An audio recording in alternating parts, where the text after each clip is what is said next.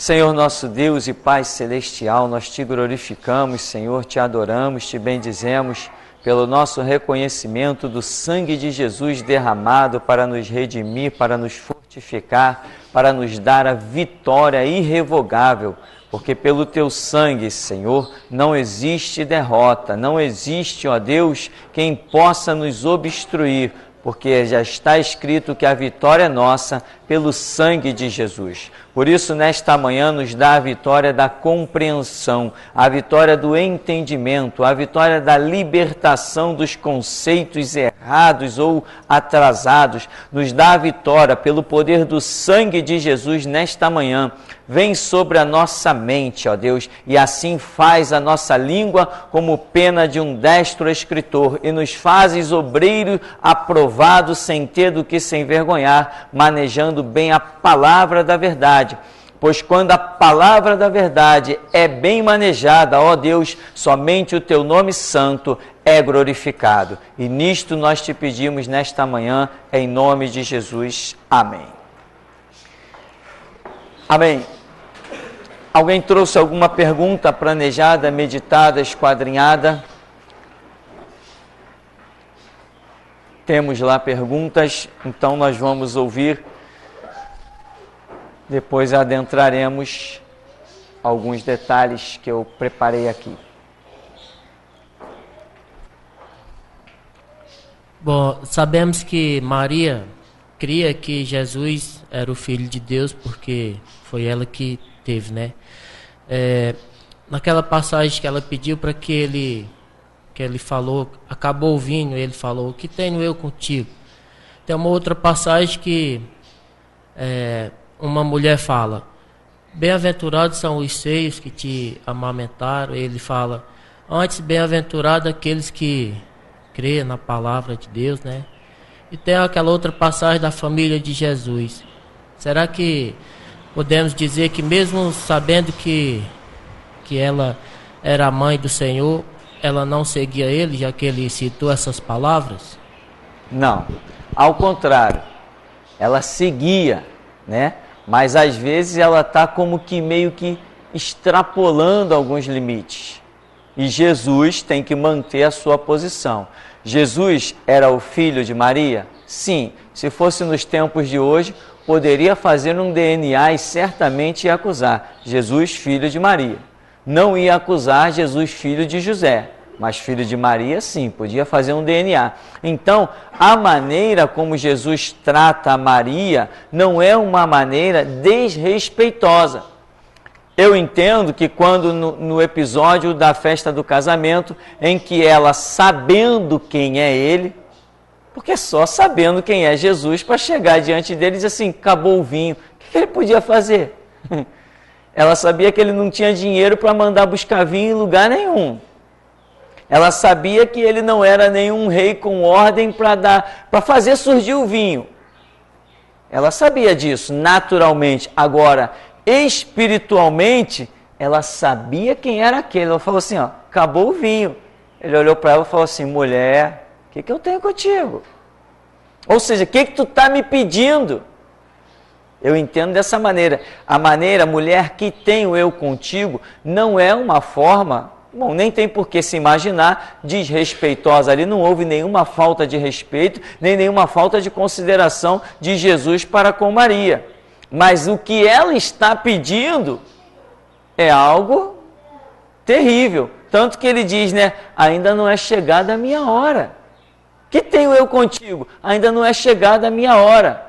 Mas ela ainda insiste, vira para todo mundo assim, ó, faz tudo que ele mandar. Ela sabe quem é ele. Porque ela sabe como que ela ficou grávida. Ela sabe como que ele nasceu. Ela sabe o anjo que falou com ela. Ela tem uma experiência terrível. E ela começa a compreender dentro da mente dela que vai chegando a hora de Jesus ser manifesto. Mas, de repente, Jesus dá uma leve censurada de mulher, que tenho eu contigo? Ou seja, não é ela que determina o momento, o princípio do seu ministério. Mas a verdade é que isso revela que ela está querendo que ele se manifeste. e seja lá quais foram as considerações de Jesus, que ele vai e se manifesta. Foi o primeiro milagre de Jesus, foi transformar a água em vinho. Dali já surgiram rumores que se espalharam por toda a Galiléia. Então, não houve desrespeito ali. No episódio, a minha família, né, são os que fazem a vontade do meu Pai que está no céu, também não houve desrespeito. Jesus está mostrando a sua posição de enviado de Deus. E como um enviado de Deus, a posição dele não é olhar para a família. Quem olha para a família certamente vai cair. Por acaso nós acreditamos que toda uma família pode entender, toda a família pode entender o chamado ministerial de uma pessoa? Não. Aí que entra a questão da submissão, entendeu? Aí que entra uma série de outras questões, porque as pessoas têm que entender, ali tem um chamado. Embora eu não estou compreendendo esse caminho, mas eu sei que ali tem um chamado. Então entra a submissão. Não existe compreensão total. Quantas vezes meu pai e minha mãe me chamaram? Você não acha que está pegando pesado demais, não? Eles sabiam que eu tinha um chamado? Sabia.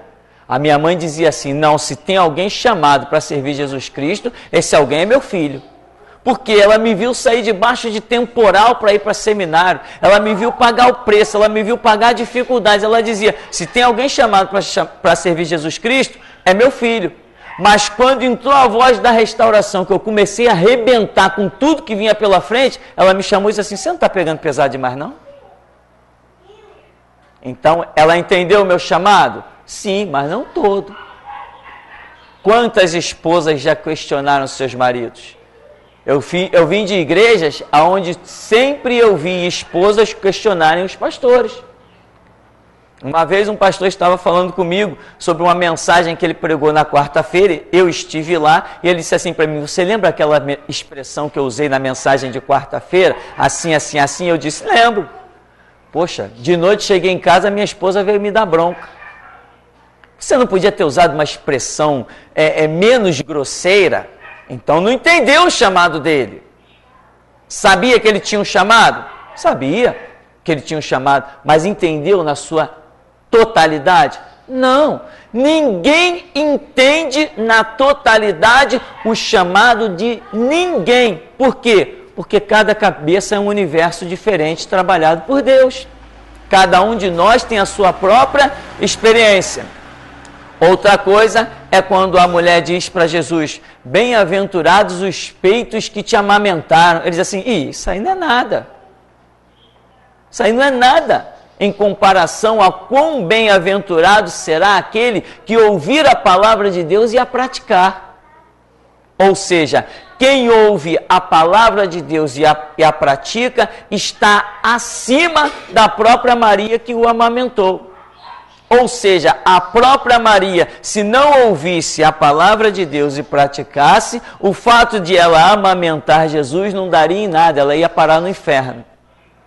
Então, o que eu entendo nessas três expressões, né, que realmente, dentro do contexto, elas se ligam maravilhosamente? Eu entendo que Jesus mostra a diferença do que é natural para o que é espiritual. E ele sempre enfatiza que o espiritual está acima do natural. A família espiritual dos que praticam a vontade de Deus está acima da família natural. Fazer a vontade de Deus está acima de fazer a vontade da sua própria mãe. Como lá ele questiona, que tenho eu contigo, mulher? Ainda não é chegada a minha hora. E aqui, quando a mulher usa aquela expressão, bem-aventurados os peitos que te amamentaram, isso é natural. Ele diz, não, bem-aventurados antes são os que ouvem a palavra de Deus e praticam. Então, eu entendo dessa forma, que Jesus está mostrando que o ser dele espiritual está acima do ser natural. Jesus era natural? Era, claro que era. Palpável, tocável, sujeito a dores e etc. Sim, mas ele tinha uma missão espiritual? Sim, e ele está enfatizando que esse lado espiritual está acima do natural. Alguém? Mais perguntas?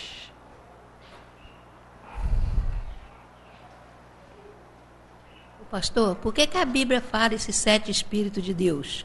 Os 7 Espíritos de Deus? Sim, o 7 é um número que está relacionado à perfeição.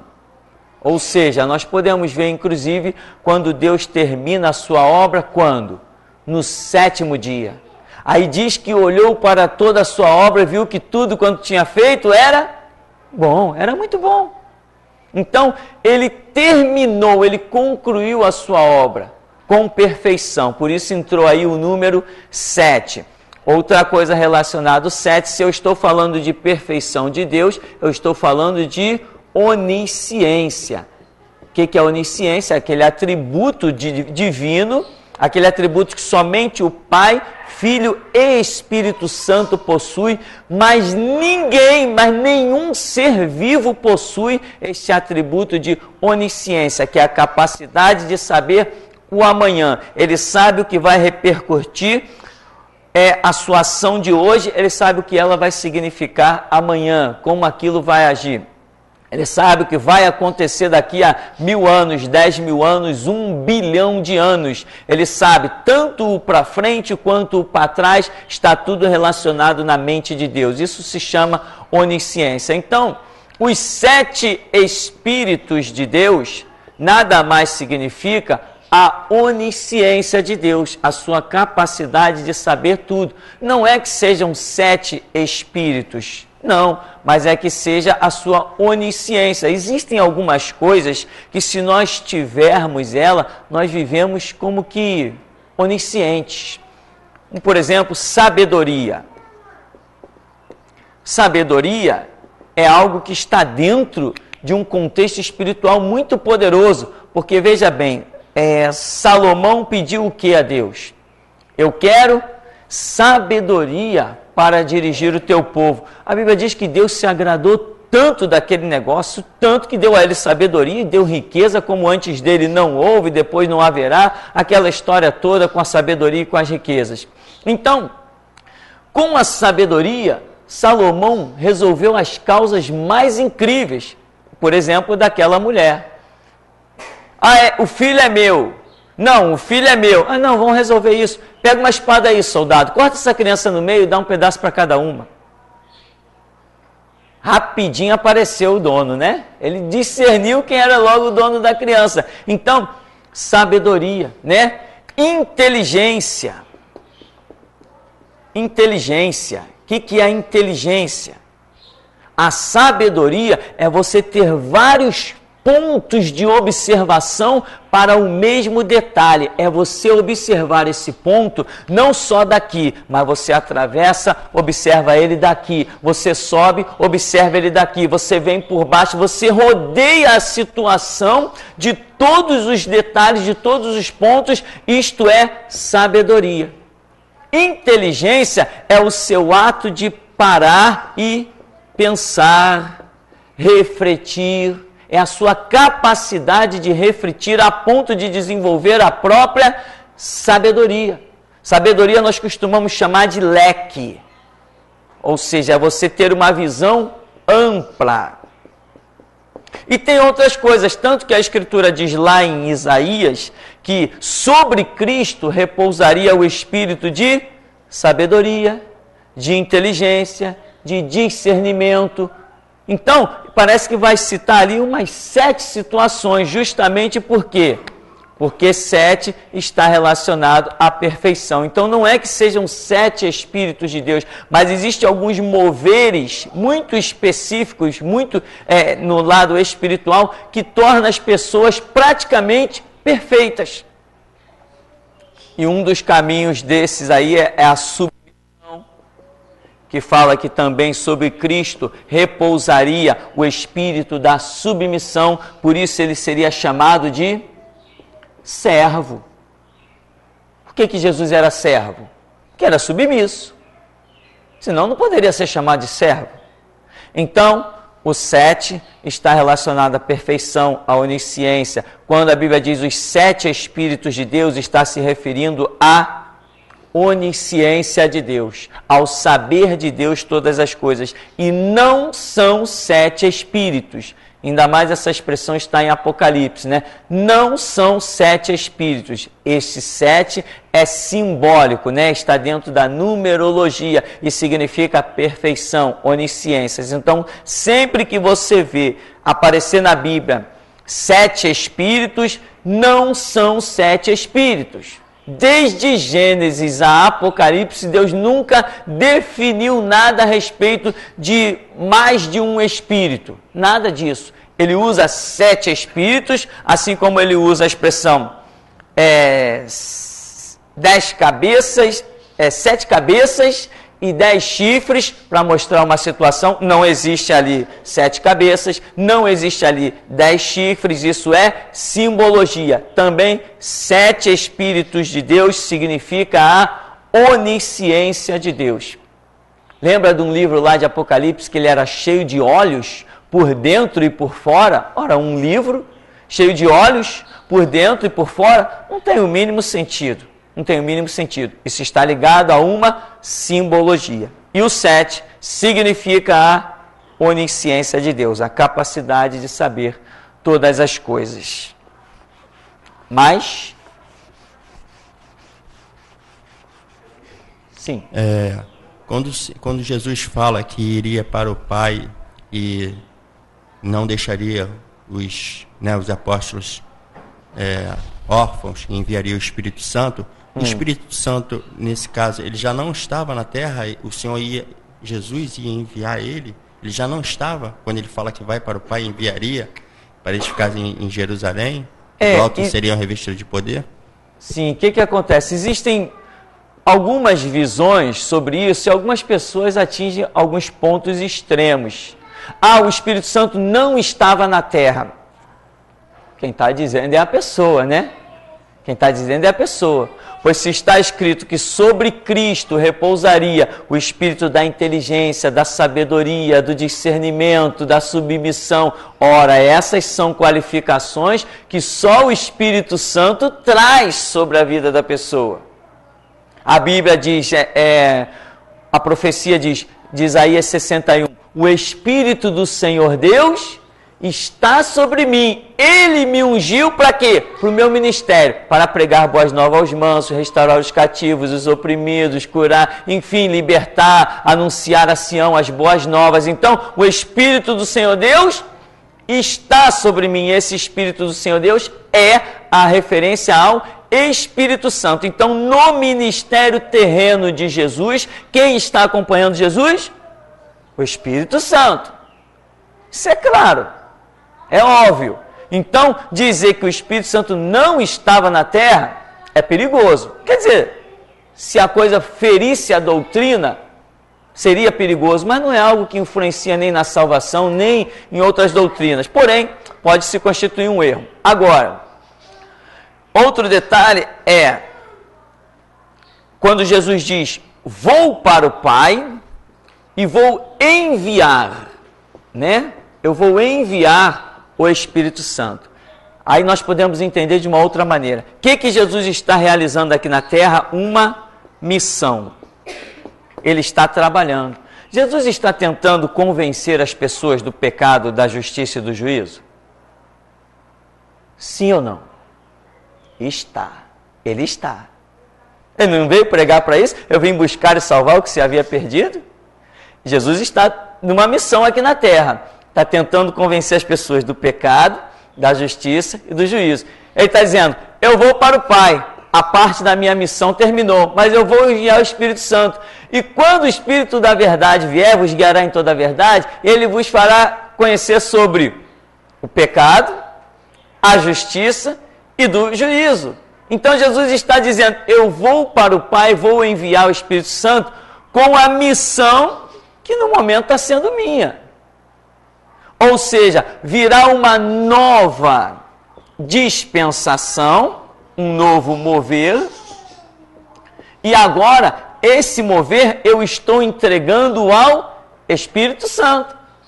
É Ele que vai dar continuidade à obra que eu comecei. Não é isso que entendemos claramente? Eu vou para o Pai, mas vocês não vão ficar órfãos, eu vou enviar o Espírito Santo. Ele vai dar continuidade, ele vai dar o amparo, o apoio a vocês. Como eu estou dando aqui, a minha saída não vai deixar vocês em falta. Porque o Espírito Santo vai dar continuidade à obra. E ele receberá do que é meu. Então, vou para o Pai e enviarei o Espírito Santo. Não significa que o Espírito Santo já não estivesse agindo sobre a terra. Mas sim que agora ele iria receber mais uma missão específica. É isso que eu entendo, né? Ao invés da gente ficar dando nó na memória, o Espírito Santo não estava na terra, então a igreja não foi fundada, o Espírito Santo veio em tal momento, aí é livro de teologia que não acaba mais. Em que momento o Espírito Santo veio para a terra? Em que momento ele chegou no planeta Terra? Irmão, eu tenho mais o que fazer, né? Você não tem? Do que ficar dando ouvido para essa teologia toda? Eu acho que nós temos coisa muito mais importante para fazer. Mas essas indagações realmente acontecem. Porém, eu penso dessa maneira aí. Não é uma questão de que o Espírito Santo não estivesse na terra, mas é uma questão de que ele, embora estivesse, não havia sido liberado para ele a missão que Jesus diz que ele teria depois que Jesus fosse ao céu e o enviasse com a missão. Não uma questão de enviar, mas enviar com a missão. Outra coisa, o Espírito Santo tem a onisciência, a onipotência e a onipresença. Então dizer que ele não está em algum lugar é complicado. Ele é onipotente, ele é onipresente. O Espírito Santo não está em tal lugar. Não, pode, ele está. Pode não ter comunhão. Pode não ter uma missão desempenhando ali, mas que ele está vendo tudo como testemunho ocular, ele está. Pode não se deixar perceber, pode não dar da sua graça, mas está. Alguma pergunta ainda?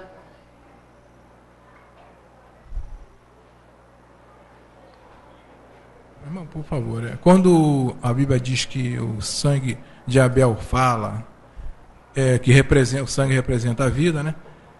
Também está tipificando a palavra de Deus, né, que é vida, também justiça. Estaria também o sangue de Jesus Cristo falando através da palavra do testemunho, né, da verdade? É isso? O sangue que representa, sim, quando fala? É uma coisa bem semelhante, né?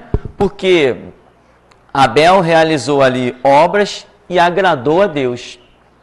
Então, Abel, através das obras que ele deixou um testemunho, em que nós muitas vezes imaginamos que até ali só existisse Abel e Caim.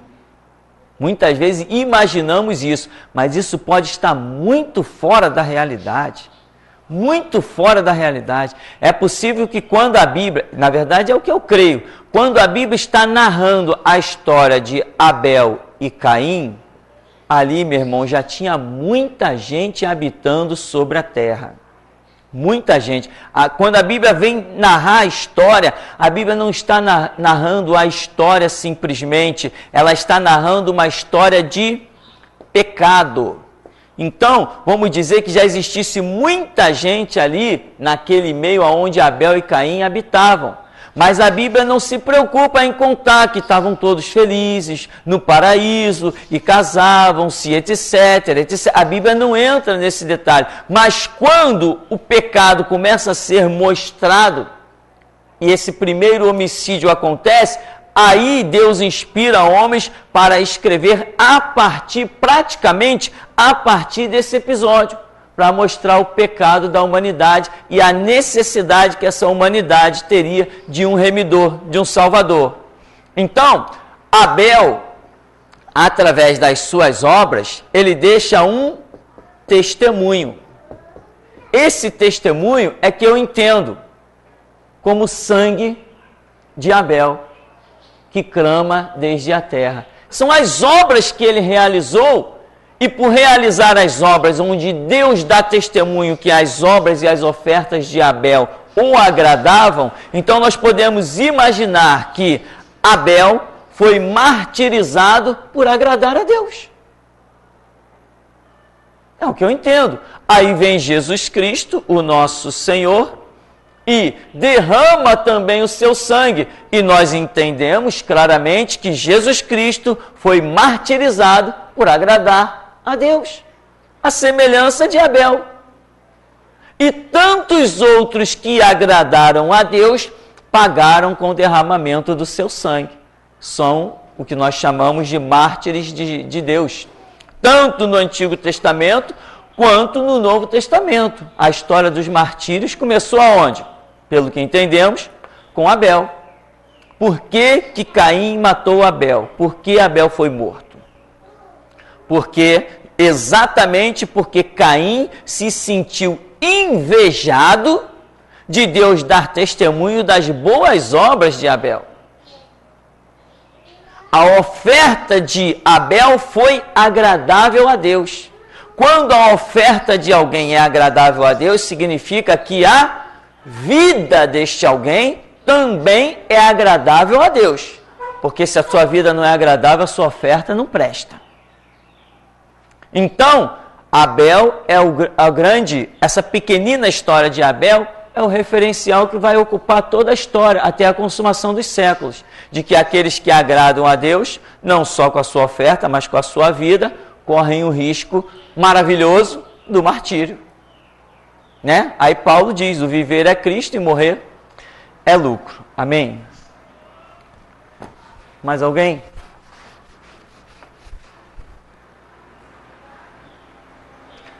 Não? Então nós vamos comentar aqui um detalhe. Um detalhe muito interessante. Depois eu tenho algumas perguntas que o irmão nos trouxe aqui. Também gostaria de comentar elas, sem identificar o irmão, porque eu não pedi nem a autorização dele para citar o nome dele, mas para servir de lição assim, estudo, meditação para todos nós. Uma coisa que eu quero dizer, irmãos, a respeito, por exemplo, de sonhos, visões. Eu estava justamente essa semana comentando sobre isso. Muitas vezes, uma pessoa que tem um sonho, eu sonhei, eu tive um sonho espiritual. Ou então, eu estava dentro da igreja, eu tive uma visão.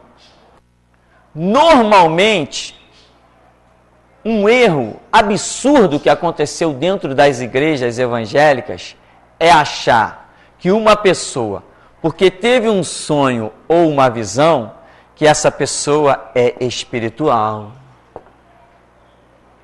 que essa pessoa é o especial para Deus. Especial todos nós somos, né? Nesse contexto de que Cristo morreu na cruz para nos redimir dos nossos pecados, e todos nós somos pecadores, e aquele que diz que não tem pecado está fazendo Deus mentiroso.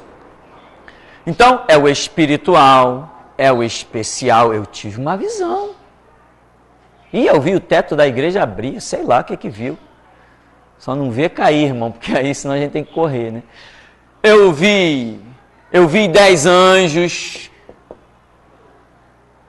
Sei lá, eu vi qualquer coisa espiritual. Tantas visões que são, né? Eu vi uma espada, eu vi um escudo, eu vi uma armadura, eu vi roupas, eu sei lá, tantas simbologias que nós temos. E muitas vezes, a pessoa até que tem as visões, ou outros que ouvem da pessoa que teve uma visão, ela pode achar que a pessoa está com a vida simplesmente aprovada, abençoada, que enfim, está tudo certo. Isto é um pensamento inocente, de menino, de criança, porque Deus fala com cada um de muitas maneiras.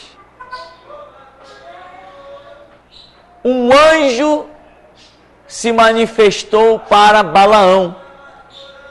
Balaão poderia dizer assim: eu vi o anjo do Senhor. Caramba, eu vi o anjo do Senhor. É mesmo? Viu o anjo do Senhor porque a vida dele estava aprovada ou reprovada? Me ajude aí, que eu não me lembro. Me ajuda. Balaão viu o anjo do Senhor porque a sua vida estava um lixo. Ele estava a caminho da morte. Amém, irmão? Já deu para tremer um pouco, não já? Vamos seguir mais um pouco. Então, não confunda. Às vezes, por exemplo, quantas visões dentro desta igreja aqui, por exemplo. Pessoas veem, sei lá, todo dia alguém vê anjo aqui dentro. Menos eu, não sei porquê. Não sei se tem que trocar os óculos. Não estou falando isso por nada, irmão. Eu creio, irmão. Eu sinto o mover, eu percebo que tem anjos passeando no meio da congregação. Mas eu não vejo. Se eu não vejo é porque Deus não tem esse projeto comigo. Já vi anjos? Já vi anjos. Já tive até experiência de arrebatamento? Já tive. Tenho tido sonhos proféticos? Tenho tido. Mas Deus trabalha com o seu corpo chamado igreja da maneira que Ele, que é soberano, quiser trabalhar. Eu não tenho que dizer, Senhor, sou eu que tenho que ter a visão. Ah, Senhor, mas tu foi dar a visão para aquele irmão lá?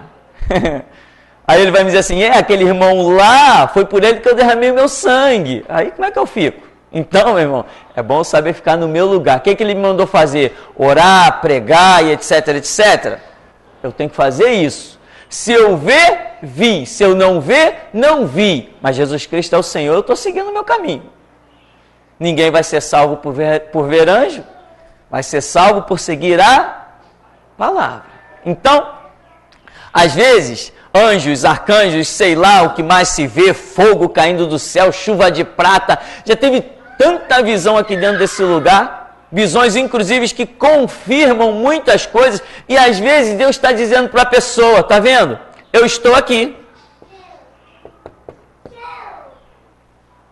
Às vezes situações que na simbologia mostram um mover de Deus no lugar, por exemplo, anjos batendo asas. Anjos batendo asas significa o mover do Espírito Santo presente no lugar. Anjo batendo asas. Uma águia. Águia batendo asas significa o mover da palavra no lugar. E já teve gente aqui dentro que viu águia, não lembro quem, não tenho a mínima ideia de quem. Então, o que acontece? Deus está dizendo para a pessoa, eu estou aqui, o meu mover está aqui. Não quer dizer que a vida da pessoa esteja aprovada. Pode ser que a vida da pessoa esteja reprovada. Pode ser que ela esteja à beira do corte. Pode ser que ela esteja à beira de ser expulsa da congregação de Deus por Deus. E Deus está dizendo, eu estou aqui. Te conserta, te cuida. E muita gente acha, eu viajei, eu fui não sei aonde. Tudo bem, pode ser que seja uma questão da pessoa realmente estar com a sua vida aprovada, mas pode ser que a pessoa esteja com a sua vida reprovada. E Deus está querendo acordar ela, acorda, o meu mover está aqui. A minha presença está aqui, os meus propósitos estão aqui. Então, ver um anjo, arcanjo, querubim, serafim, ou ver o próprio Jesus, não quer dizer que a minha vida esteja beleza, que eu estou legal. Eu posso estar mal, posso estar à beira do precipício. Isso é necessário compreender, né? E não se encher. Eu tive uma visão, Senhor, qual é o teu propósito com aquela visão ali? Aí Deus vai dizer assim, eu estou te mostrando porque você tem que se consertar. Não é se iludir. Eu vi coisas espirituais. Por que Deus te mostrou? Porque você estava igual Balaão? Ou que você estava igual Maria? Maria viu um anjo, porque Deus disse, salve a agraciada do Senhor. O Senhor é contigo. Mas Balaão, quando a Balaão viu o anjo já estava de espada na mão e disse assim, tua sorte foi essa jumenta, cara. Se essa jumenta não se desvia de mim, eu te matava. Não foi isso? Então nós precisamos entender, temos que ter uma vida reta diante de Deus e não achar que porque eu tive um sonho profético que eu sou o espiritual, ou pior, mais espiritual do que alguém. Às vezes Deus me dá um sonho, uma visão, para me livrar da morte, para não me matar. E eu fico de bobeira, achando que eu sou bom, achando que eu sou o tal, achando que eu sou mais especial do que o meu irmão. Ah, irmão, quantas visões você já teve?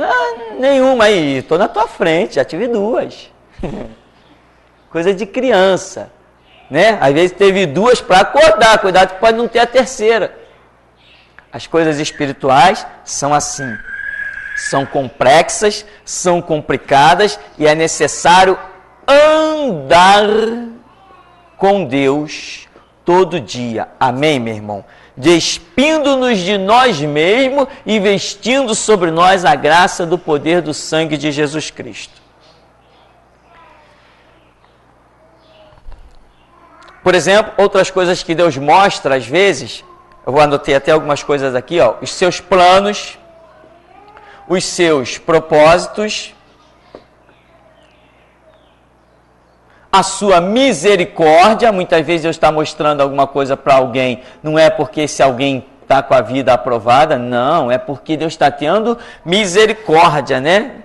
Como lá em Balaão, a vida dele não estava aprovada. Deus já tinha dito para ele, olha, vem uns homens aí te chamar e tu não vai com eles. Pois Abraão se levantou cedinho de madrugada, tipo assim, Deus ainda não acordou, vou sair de fininho, né? Tem gente que às vezes pensa que Deus não está presente, não está vendo nada. Balaão acordou cedinho, a Bíblia diz que ele se levantou mais cedo do que o costume e tomou um caminho. E a jumenta olhou, a jumenta teve uma visão espiritual mais do que Balaão, né? Tem jumento por aí que enxerga mais que a gente, irmão. Mas isso aí é consequência da vida. Aí, resultado, a jumenta viu aquele anjo, não quis ir, Balaão espancou a jumenta que enxergava mais do que ele. Quem tinha que ser espancado era ele, não era a jumenta. A jumenta fala com ele, eu não sou tua jumenta há não sei quantos anos. Quando foi que eu já me neguei a seguir algum caminho? Agora esse daí eu não sigo não, vai você, poxa. Mas eu não estou te espancando por causa disso, nem daquilo outro, é porque tu não quer me obedecer, sei lá. Daqui a pouco Deus abriu os olhos dele. Ele falou, caramba. Aí o anjo diz assim, se tu passa dessa linha aqui, tu estava morto. Sabe quem te salvou? A jumenta. Então, meu irmão, a visão espiritual não quer necessariamente dizer que a nossa vida está aprovada. Pode ser porque a nossa vida esteja caindo na reprovação. Então nós temos que buscar. Agora, uma coisa é certa. Nós bem sabemos quando Deus fala, quando Deus alerta, quando Deus mostra, nós bem sabemos que caminho nós estamos trilhando. Porque o mundo inteiro pode não me discernir, mas eu, com a ação do Espírito Santo aqui, eu sei muito bem o caminho que eu estou trilhando. Então eu também discerno se aquela experiência que eu estou tendo é para a minha edificação, para a minha correção, enfim, tudo tem um propósito de Deus. Agora, eu não posso me iludir, Eu tenho que estar na oração, eu tenho que estar buscando, eu tenho que estar clamando, eu tenho que estar fazendo aquilo que a palavra diz. E outra coisa, a consciência de cada um é um negócio muito poderoso, ninguém foge disso, ninguém escapa disso. E às vezes a pessoa diz, não, mas as minhas visões eram todas especiais porque eu tenho a minha vida no altar. De repente nessa aula o Espírito Santo já está dizendo assim, está vendo aí? Você está incluído nesses. Amigo de Balaão. Amém, meu irmão? Mais alguma pergunta? Não? Então nós vamos encerrar esse bloco e daqui a pouco a gente volta falando de outras coisas.